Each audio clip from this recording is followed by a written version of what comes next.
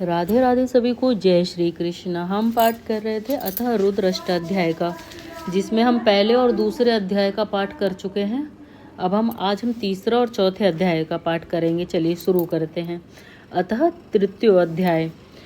सिंह के समान शीघ्रता से भयंकर गर्जना के साथ शत्रुओं पर टूट पड़ने वाला और उनको कपाने एवं रुलाने वाला एक ही वीर हमारी सेनाओं का सेनापति है, जो सैकड़ों सैनिकों को एक साथ जीतने वाला होवे।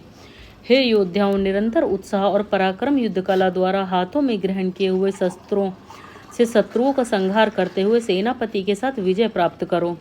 अपने योद्धा सैनिकों के साथ शत्रुओं को वश में करने वाला सेनापति अपने बाहुबल एवं शस्त्रार्थ बल से शत्रुओं को जीतता हुआ हमारी रक्षा करे। हे सेनापति, तुम दुष्ट शत्रुओं का संहार कर उनकी सेना को नष्ट करने वाले हो। युद्ध में अपने रथ के प्रहार कर सब ओर के शत्रुओं को सब ओर से काटकर हमारी रक्षा करो।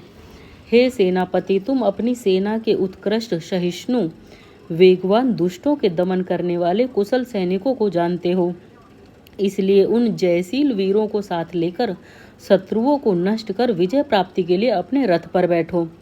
हे मनुष्यों, वज्र के समान हाथों वाला सेनापति शत्रुओं के समूह को नष्ट कर उनकी भूमि जीतने वाला है। हम सब एक साथ मिलकर मित्रवत उसकी प्रशंसा कर उत्साहवर्धन करें।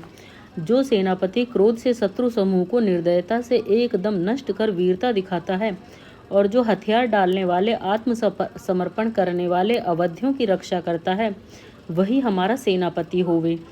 शत्रु सेना को मारकर विजय को प्राप्त करने वाली श्रेष्ठ सेना का सेनापति और उच्च अधिकारी आगे पीछे, मध्य, दाएं बाएं और सब ओर सेना का उत्साह बढ़ाते हुए वायु के वेग के समान झपट कर विजय प्राप्त करे।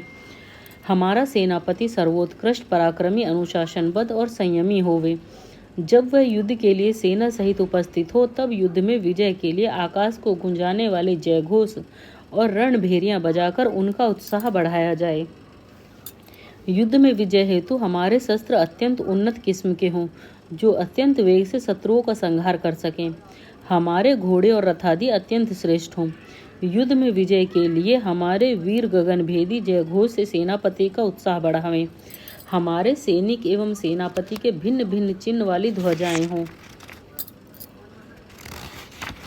वीर युद्ध के अंत में विजय को प्राप्त करने वाले हों। उनके शस्त्रार्थ भी विजय दिलाने में सहायक हों। श्रेष्ठ जिन युद्धों में हमारी रक्षा करें। हे अप्य, शत्रु सेना के चित्त को लुभायमान करती हुई उनके अंगों को शिथिल कर दें। उनके हृदयों में प्रविष्ट होकर उनको जलाकर उन्हें अज्ञान एवं अंधकार से युक्त कर दें। अच्छी प्रकार विधिवत तैयार किए हुए बाण एवं अन्य शस्त्रों द्वारा शत्रु सेना पर टूट कर गिरो। वहां शत्रुओं का संहार करो और किसी को भी शेष मत छोड़ो। हे वीरों, शत्रुओं पर शीघ्रता से आक्रमण करो और विजय प्राप्त करो। तुम्हारी भुजाएं हष्टपुष्ट हो।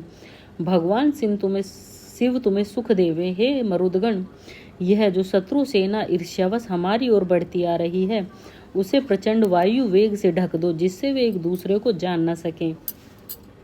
शिखाहीन बालकों के समान जो टोलियों में इधर उधर भागते रहते हैं, इसी प्रकार युद्ध के मैदान में बाण आदि गिरते रहते हैं, वहाँ सेनापति सबकी रक्षा करें, उन्हें सुख पहुँचाएं। हे राजन, तुम्हारी सेना के निर्बलता रूप मर्मों को मैं कवच द्वारा ढक देता हूँ। सोम उसे अमृत से पूर्ण करें, वरुण उसे उत्कृष्ट बनाएं, श्रेष्ठ लोग विजय पर प्रसन्न हों।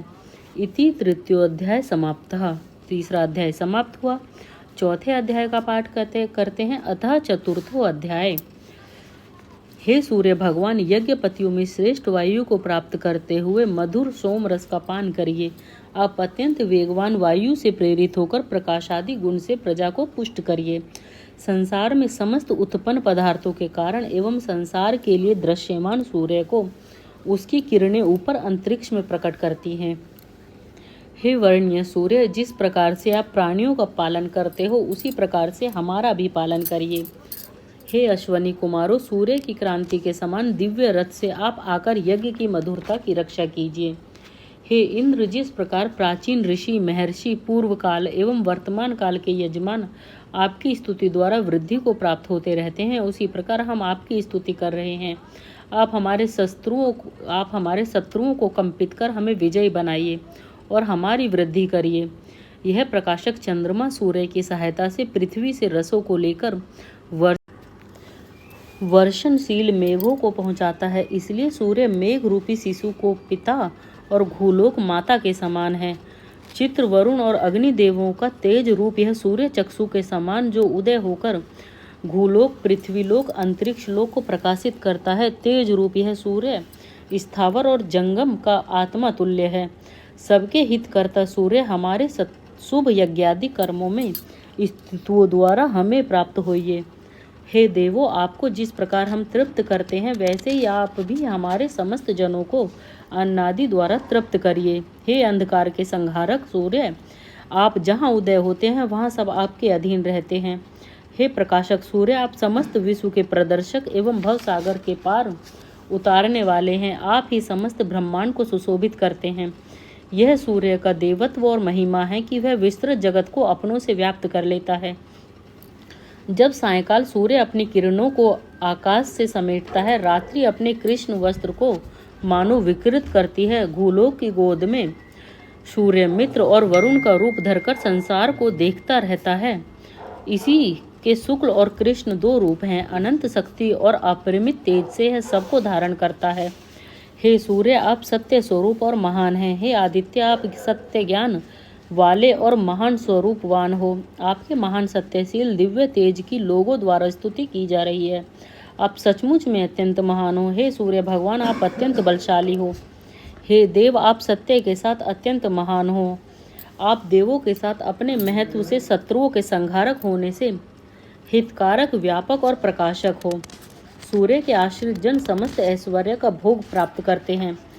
उत्पादन में सहायक उदित सूर्य के तेज से हम सब अपने अपने भाग की ही तरह उन ऐश्वर्य धनों को चाहते हैं।